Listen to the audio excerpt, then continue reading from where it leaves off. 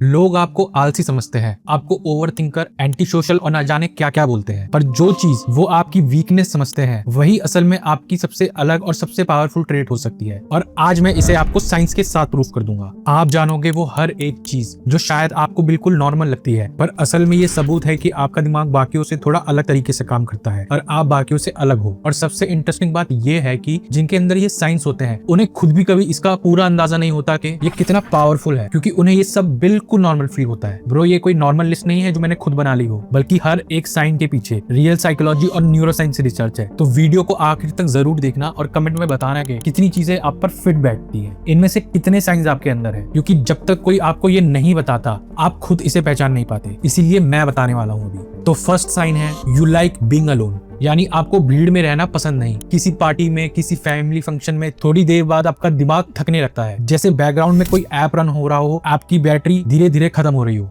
2 घंटे की social gathering के बाद आप घर आकर सीधा अपने कमरे में चले जाते हो। किसी से बात करने का मन नहीं करता, चाहे वो लोग कितने भी अपने हो। लोग सोच लेते हैं आप बोर हो गए या मूड ऑफ है, पर असल में आप बस खुद में रहना ज्यादा पसंद करते हो, क्योंकि जैसे ही आप अकेले होते हो कुछ अलग होता है। आपका दिमाग एकदम से ऑन हो जाता है। बेस्ट आइडियाज, बेस्ट सोल्यूशंस, आपका ब्रेन क्लियरली चीजें सोचने लगता है, जैसे पार्क में वॉक करते हुए, नहाते हुए या सोने से पहले। न्यूरोसाइंस में ना एक कॉन्सेप्ट है जिसे डिफॉल्ट मोड नेटवर्क कहते हैं। ये दिमाग का वो हिस्सा है जो तब एक्टिवेट होता है जब आप किसी बाहर की चीज पे फोकस नहीं कर रहे होते, और यही नेटवर्क है जो सेल्फ रिफ्लेक्शन, मेमोरी और क्रिएटिविटी को पावर देता है। स्टैनफोर्ड के रिसर्चर्स ने देखा है कि जिन लोगों में क्रिएटिव थिंकिंग ज्यादा होती है उनके डिफॉल्ट मोड नेटवर्क और बाकी ब्रेन रीजन्स के बीच में कनेक्टिविटी भी ज्यादा स्ट्रांग होती है। इसलिए जब आप अकेले होते हो ना, आपका दिमाग खाली नहीं बैठता, वो अंदर ही अंदर अपने बेस्ट काम में लग जाता है। और ये सिर्फ ब्रेन स्कैन्स की बात नहीं है, बल्कि साइकोलॉजिस्ट ग्रेगरी फीस ने अपनी मेटा एनालिसिस में, जिसमें कई सारे क्रिएटिव लोगों का डाटा एनालाइज किया गया, उसमें ये पाया गया कि क्रिएटिव इंडिविजुअल्स एवरेज से कई ज्यादा इंडिपेंडेंट और इंट्रोवर्टेड होते हैं। अकेले रहना उनकी पर्सनैलिटी का एक नेचुरल हिस्सा होता है, कोई मजबूरी नहीं। इसीलिए इससे कनेक्टेड है दूसरा साइन, डीप थिंकिंग। अब यही अकेलापन, यही खाली वक्त आपके अंदर एक और चीज को जन्म देता है। जब आप अकेले सोचते हो, आप वहीं नहीं रुक जाते जहां बाकी के लोग रुक जाते हैं। लोग जहां जवाब मिलते ही सेटिस्फाइड हो जाते हैं, आप वहीं से सोचना शुरू करते हो। कोई बता दे कि ये ना ऐसे होता है, तो आपके मन में तुरंत अगला सवाल आ जाता है, पर क्यों? और उसके बाद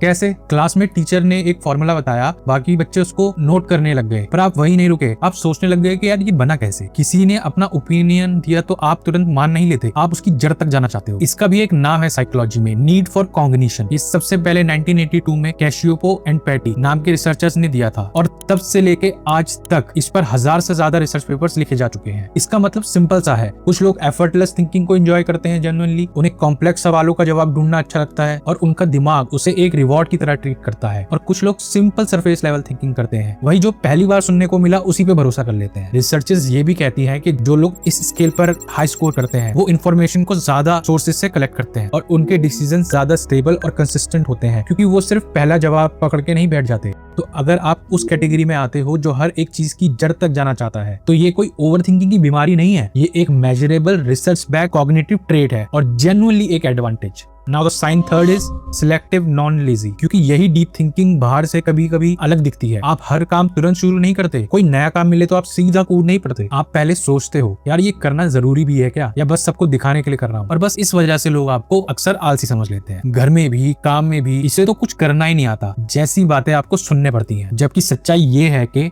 आप आलसी नहीं हो, आप सिलेक्टिव हो। सिलेक्टिव एक बोरिंग एंड मीनिंगलेस काम में आपको घंटों अपना टाइम लगाना पड़ता है, पर जिस चीज में आपका असली में इंटरेस्ट होता है उसमें आप खुद ही घंटों लगा देते हो, बिना किसी के बताए, बिना किसी के पुश किए, और आपको पता भी नहीं चलता टाइम का। आप हर चीज को ब्लाइंडली नहीं करते, क्योंकि आपका दिमाग पहले ही कैलकुलेट कर चुका होता है कि ये एनर्जी देने लायक है या नहीं। पीपल रीडिंग एबिलिटी, आपको लोग जल्दी समझ आ जाते हैं, कौन जेन्युइन है, कौन सिर्फ दिखावा कर रहा है, या आप फील कर लेते हो बिना किसी को ज्यादा जाने। पहली ही मुलाकात में किसी के बात करने का तरीका, उनकी आंखों का मूवमेंट, उनका टोन, उनकी चीजें आपको बता देती हैं कि यार ये बंदा ना रियल नहीं है, और इसीलिए आप हर किसी से जल्दी से ना कनेक्ट नहीं करते। सबके साथ वही सरफेस लेवल की बातें नहीं कर पाते आप। छोटी सी स्मॉल टॉक्स ना आपको थका देती है। ये कोई नॉर्मल चीज नहीं है। साइकोलॉजिस्ट नननी एम्बडी, जो पहले हार्वर्ड और बाद में स्टैनफोर्ड में थी, उन्होंने अपनी रिसर्च में ये दिखाया था कि लोग सिर्फ 2 से 10 सेकंड की एक साइलेंट वीडियो क्लिप देखकर भी किसी इंसान के बारे में उतनी ही एक्यूरेट जजमेंट बना लेते हैं जितनी उनसे घंटों बात करने के बाद। उनकी 1992 की मेटा एनालिसिस, जिसमें कई स्टडीज का डाटा कंबाइन किया गया था, इसे थिन सेल नाम दिया गया। दिमाग छोटी सी झलक से भी बहुत कुछ पढ़ लेता है, और ये सिर्फ टीचर्स या स्ट्रेंजर्स तक सीमित नहीं है। बाद की रिसर्चेस ने इसे क्लिनिकल जजमेंट, जॉब इंटरव्यूज और पर्सनैलिटी असेसमेंट तक भी लिंक किया। कुछ लोगों में ना ये एबिलिटी दूसरों से ज्यादा शार्प होती है, और अगर आपने कभी किसी को पहली मुलाकात में ही जज कर लिया हो और वो जजमेंट बाद में सही निकली हो, तो ये वही स्किल है जो काम कर रही थी। अब ये नेक्स्ट साइन आपके अंदर है तो आप रियली डिफरेंट हो।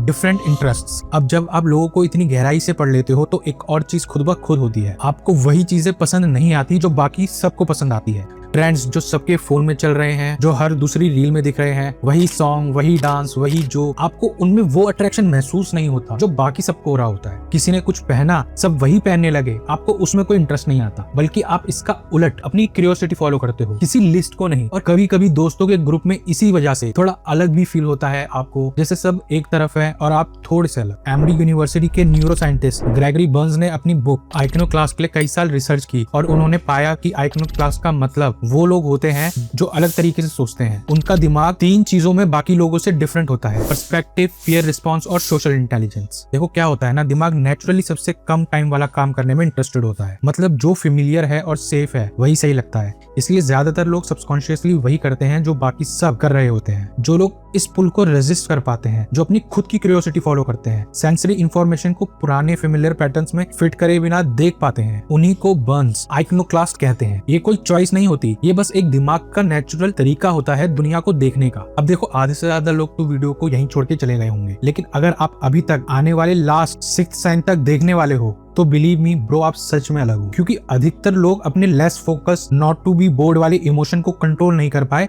और दूसरी किसी वीडियो में चले गए होंगे। इसीलिए आओ 6th और लास्ट साइन जानते हैं, इमोशनल कंट्रोल। क्योंकि ये सब एक आखिरी चीज की तरफ ले जाता है जो सबसे ज्यादा इंपॉर्टेंट है। जब कोई मुश्किल सिचुएशन आती है, कोई आपको कुछ बुरा बोल देता है, कोई चीज प्लान के अगेंस्ट हो जाए, गाड़ी में कोई स्क्रैच मार दे, आप तुरंत रिएक्ट नहीं करते, बल्कि लोग वहां तुरंत चिल्लाते हैं, गुस्सा दिखाते हैं। पर आप 1 सेकंड के लिए रुक जाते हो। आप पहले ऑब्जर्व करते हो, सिचुएशन को समझते हो और उसके बाद रिस्पॉन्ड करते हो। ये गैप, ये छोटा सा पॉज जो बाकी लोग स्किप कर देते हैं, यही आपको मेंटली और इमोशनली स्ट्रॉन्ग बनाता है। स्टैनफोर्ड यूनिवर्सिटी के साइकोलॉजिस्ट जेम्स क्रॉस, जिन्हें उनके इमोशन रेगुलेशन के रिसर्च के लिए 2025 का ग्रेवियर अवार्ड मिला है, उन्होंने कई सालों तक इस फील्ड में काम किया है। उनकी रिसर्च 2 स्ट्रेटेजी कंपेयर करती है। फर्स्ट, रीअप्रेजल और सप्रेशन। रीअप्रेजल मतलब सिचुएशन को दोबारा एक नए एंगल से देखना ताकि उसका इमोशनल इंपैक्ट कम हो, और सप्रेशन का मतलब अपनी फीलिंग को अंदर ही दबा देना, बाहर दिखने ना देना। ग्रॉस की स्टडीज में बार बार ये पाया गया है कि रीअप्रेजल करने वाले लोगों में इमोशन खुद ब खुद हल्का हो जाता है, उनकी मेमोरी पे कोई नेगेटिव असर नहीं पड़ता और उनके रिलेशनशिप्स भी बेटर होते हैं। बल्कि सप्रेशन करने वाले लोगों का इंटरनल स्ट्रेस कम नहीं होता, वो सिर्फ बाहर से काम दिखते हैं, अंदर से नहीं, और उसका साइकोलॉजिकल स्ट्रेस रिस्पॉन्स असल में बढ़ जाता है। तो आपने देखा